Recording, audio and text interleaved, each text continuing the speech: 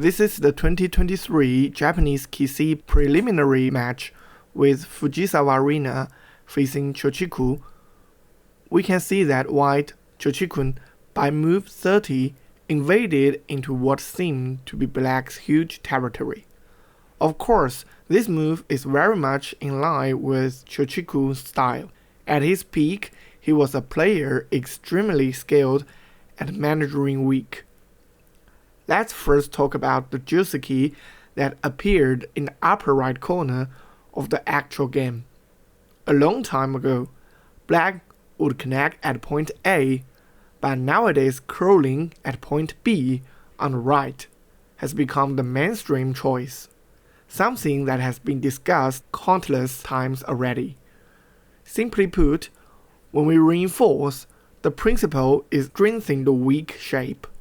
So in the current position, with triangle 3 stones on the top and only square 1 stone on the right, it is clear that we should strengthen the long stone on the right, rather than playing in a heavy and overly concentrated way as in the past with the idea of reinforce the strong shape.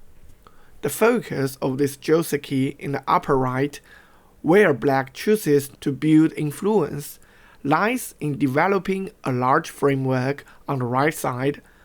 As for the weak point around A on the upper side, since the top is not the main area, it is actually not that important. So let's return to the main theme, what truly defines territory formation. When white comes into reduced territory, black will certainly look for ways to attack.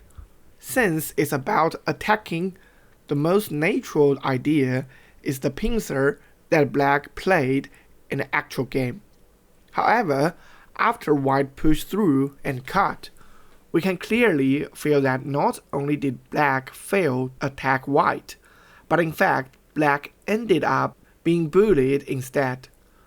Later, as white gradually built thickness on the upper side, the actual game even saw white take both the centi-move at triangle and the vital point after pushing and cutting. From here, two key ideas naturally arise. First, when it comes to territory formation, the focus is not simply how much you enclose, but rather how much more you enclose compared to your opponent. Therefore, when facing a light reduction, you should always try to attack, even if it's only be threatened, at least to show some pressure. But if, as in this position, black endures passively just for the sake of securing territory, then although black managed to protect the territory at the bottom, the win rate has already collapsed. Since we just saw the simply retreating and defeating leads to disadvantage, let's now talk about some techniques for attacking.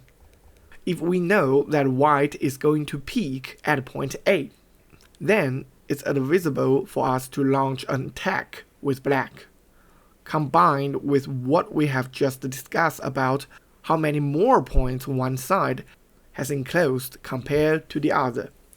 Currently, although the territory enclosed by black isn't substantial, at least the territory enclosed by white is almost zero. In addition, when white won bump, black can consider counter-attack by Hana at them crawling back to prevent white from connecting its stones smoothly.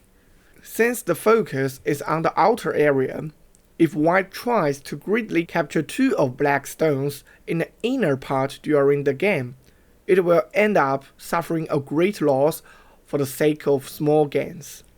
All in all, when facing an invasion, a light reduction move by the opponent, we should find ways to launch an attack or a counter-attack.